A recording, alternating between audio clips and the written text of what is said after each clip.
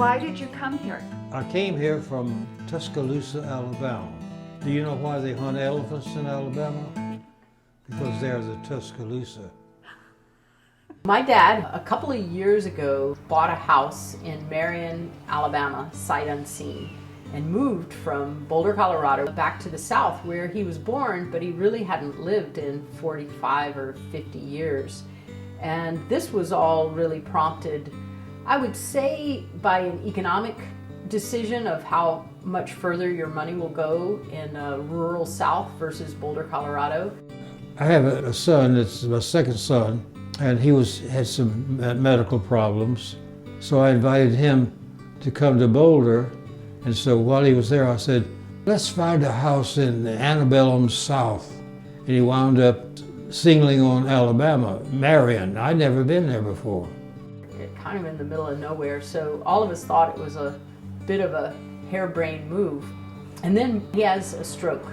I started having falls for some crazy reason, and they'd not been very nice. So I wound up in a hospital in Tuscaloosa. He told us then he didn't want to go back to Marion. In fact, he wanted to stay in the rehab hospital. He liked it very much. It was like a nice hotel, and people came all hours of the day to take care of him, and he didn't quite understand why he couldn't just live there. But there was a limit with what was covered by his insurance, and he was at the end of that limit. So we all decided, and it was his approval, that we would try to get him out to Oregon. And we thought Hood River would be a perfect place because it's close to where both of us live, and we'd be able to visit him and take care of things and look at getting him on Medicaid, which he qualified for. And that was great because it's basically for the rest of his life if he were to stay in Oregon. So we were on the path to spending him down to Medicaid and in a facility that was assisted living, which, you know, assisted living is assisted living. A lot of the people in there are in the same position as Dad. They don't really have the ability to take care of themselves independently, and maybe the family doesn't have the ability to have them inside the family home. But there's a community of people. He really did think that it was going to be free. I don't know where he got that in his mind, but it's the kind of thing, Medicaid must be free, and okay, I'll do it if it's free. But when it came to having to pay for his portion, which he can afford and still have some left over, but what he can't afford is keeping the house in Marion and paying the mortgage and paying for his health services. And it turns out the bottom line that we finally came to is he had to let his house go. His decision, when it really came to that, was that he wasn't willing to do that. And now he decided that he just wants to go back to Marion. So he's made the decision to move back to his own house that my brother Bart lives in a place that has very little external resources in all the ways that we think are important, like hospitals, doctors, physical therapists, family, extended family, friends, community, etc. However, there's something about this decision that I think is really quite noble, because at the bottom line, his decision is based on the love of his son and making sure that this son is okay. He's 63 years old, and believing in him just like he fiercely believes in all of us, and wanting him to be all right. Even though I don't agree with the decision of going back to Marion, I respect it, and I think maybe it's the right thing to do, and we just have to find ways to support him through that decision rather than be judgmental about it.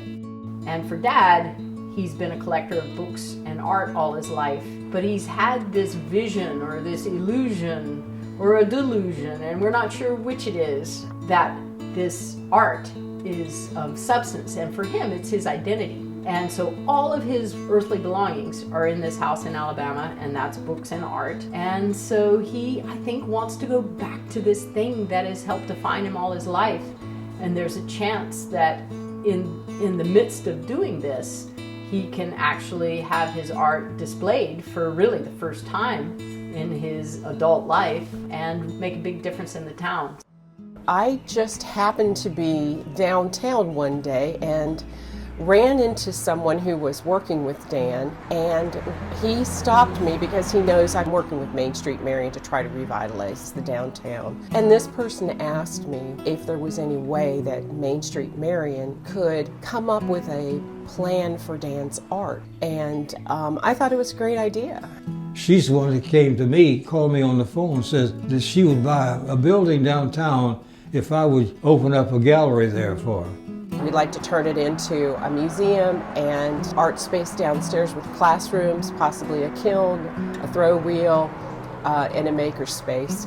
Little things like this can bring people back into the area, start rebuilding the place. I didn't think that I personally can change anything, but I think I can be instrumental in putting the right pieces together. So off he goes. 96 is not too young for yet another adventure, but this is more about heart at this point. You had an exercise facility. I know. You had lots of people there to take care of you. It was nice. It was really a good place. What do you do now? I have a couple stay in a room. He gets up and takes care of me, basically. I have a buzzer so I can get him all the time. So I have some assistants, but I usually am pretty self-sufficient, except I can't move. I would love to be able to walk again because there's so much place to go and so many things to see. I come in every day and make sure everything is running on schedule. He's out of the bed about 6 to get his breakfast. After breakfast, we do his exercise with his legs, his arms. Then after that, I take him for a walk. Sometimes we just walk in the house. Most of the time we walk outside the gate. I really truly think he could survive without us in this home, but I just think we help bring life. I really do. I think both my sister and I feel at peace with this because we've done all we could to set up what could be a backup plan for him. He's still in the system here. We hopefully still will be here to catch him. There's a good side on almost everything in life if you look for it. And you can do anything you want to do. So I've never had any problem with that.